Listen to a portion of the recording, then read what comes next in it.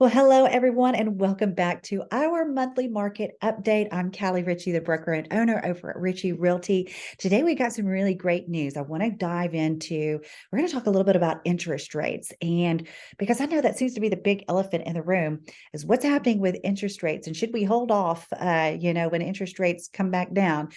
So let's talk a little bit about interest rates, but also some of the most important information I bring to you every month is what is happening with home values. How long is it taking to sell a home? How much inventory do we have? How many sales are happening? Are homes still selling? That's what we're going to talk about too, because those are great indicators for us to look at every month, if not every week, to see what's happening in the market and help you give you this information to equip you with the most knowledge that you can have so that you can be the best that you can be when coming to buying, selling, or investing. So I want to go ahead and dive on into sharing some slides with you. So let's get this party started here. So let's first take a look at what I said, median sales prices. And what we're looking at is Dallas, Tarrant, Collin, and Denton County, which are your four major counties here in the Metroplex in the Dallas-Fort Worth area. So taking all of those into consideration, we can see that the median sales price back in February of 2022 was $335. And yes, as we look at the close of business in February of this year, the prices went down, 318. Guys, we expected that, totally expected not to be where we were last year. We saw those prices come down. But here's one thing that I really want you to tune in on. In January, the median sales price was under 300,000, like $298,000 was the median sales price. And as of February, we saw that rise to 318,000. So it doesn't take rocket science to figure that one out. So I know year over year, we expected them to be down, but let's take a look at this. And most people stay in their homes for longer than a month or a year.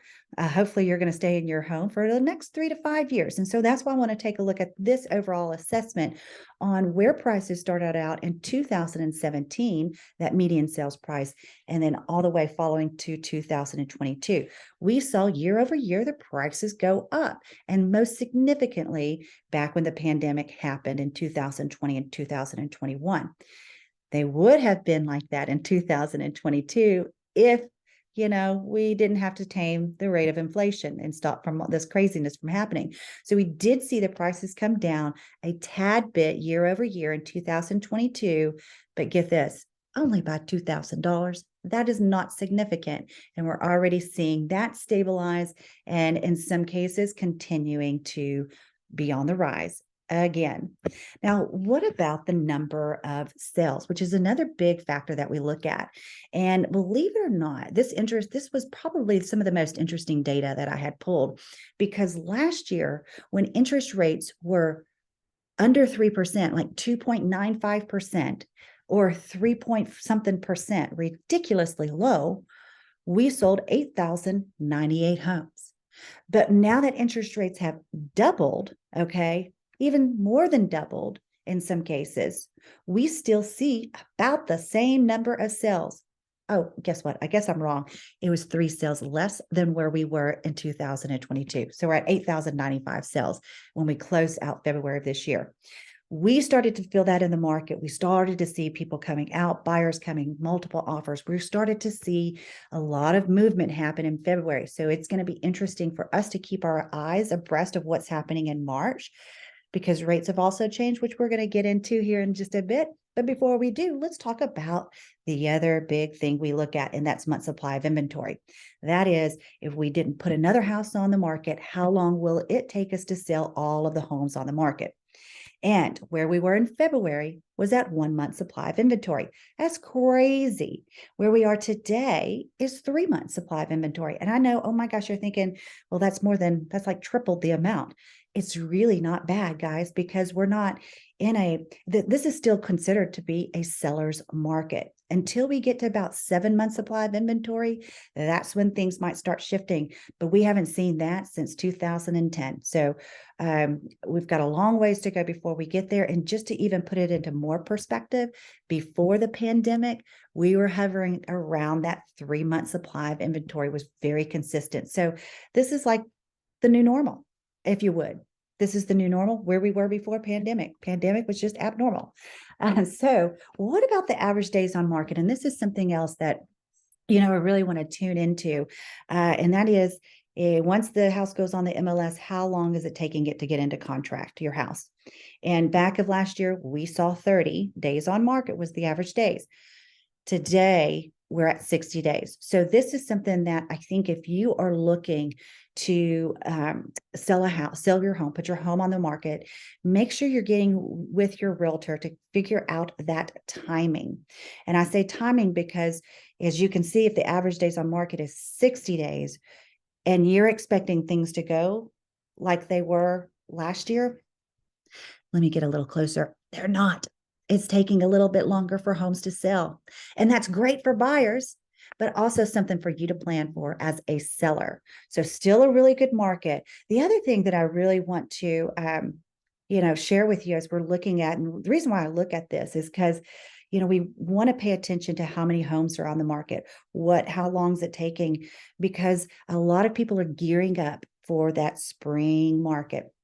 And, I've heard a lot of people, and I hear it year after year. For 13 years, I've heard it. Well, we're going to wait for the spring. We're going to wait until this summer to put our house on the market. Well, guess what's going to happen? Because almost a lot of everybody else I talk to, they're thinking the same thing. You're just going to have more competition when that happens. So think about that and how that's going to affect things. All right. So the other thing we really wanted to talk about is like the little big drum roll, if we could, is mortgage rates. Where are we today with mortgage rates? And I shared last month a slide.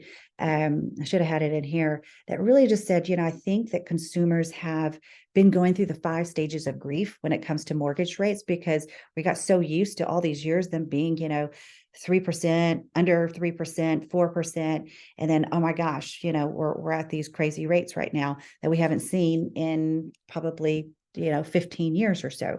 It's been a while. It's been a hot minute. And I know that that's really scared a lot of people, and people have gone through that 5 stages of grief to finally, I think, coming to an acceptance that this is going to be, again, the new normal, if you would, for some time. We're going to talk a little bit about where rates are going. Now, last month, we saw a dive downward in January. We saw those rates come down. We got so excited. And then they started coming back up again. And that's what we kind of knew, that rates are going to be volatile this year. And we're going to talk a little bit about why that's happening and why we're seeing those rates go up. And they could stay this way for a little while. And we do expect to see those trends come downward, probably towards the middle of the year is what I'm hearing, towards the end of the year. But hear me say this. And again, I guess I'm going to get really close because I want you to hear this. Don't expect them to come back down to 2 to 3% or even 4% this year. Where they're thinking they may come down to is the lower 6s or the higher 5s. And let me show you how that's computed.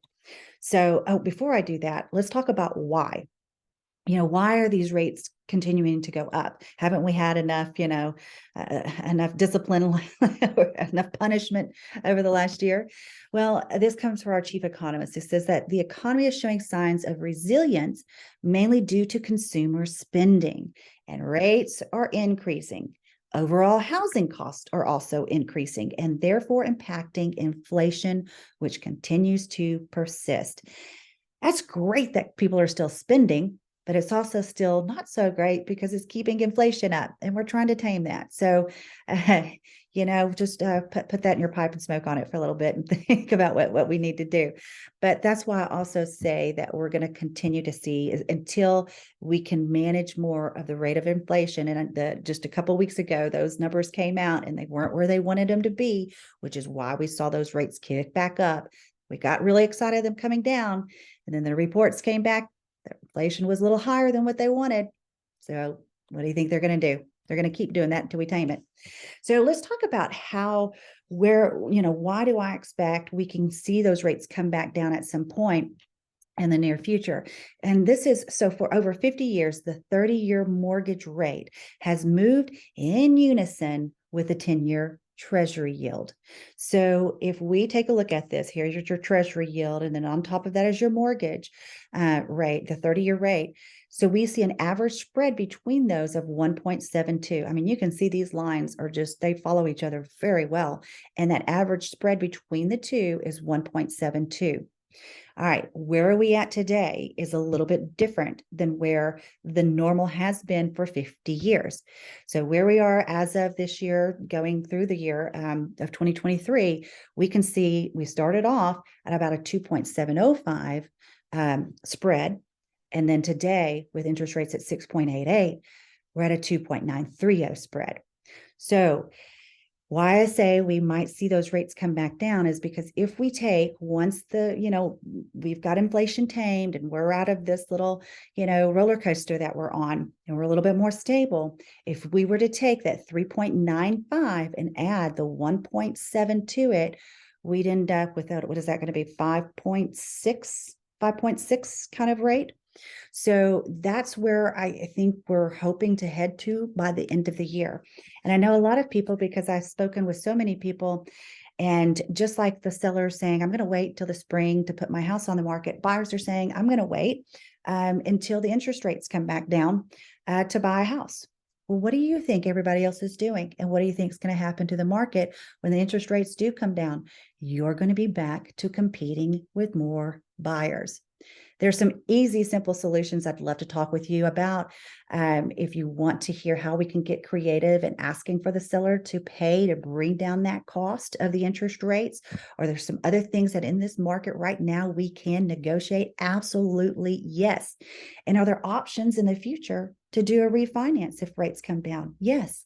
But here's the deal, if you're thinking about wanting to move or walk into your first time of home ownership, don't put it off too long, because your other alternative is to do what? To rent?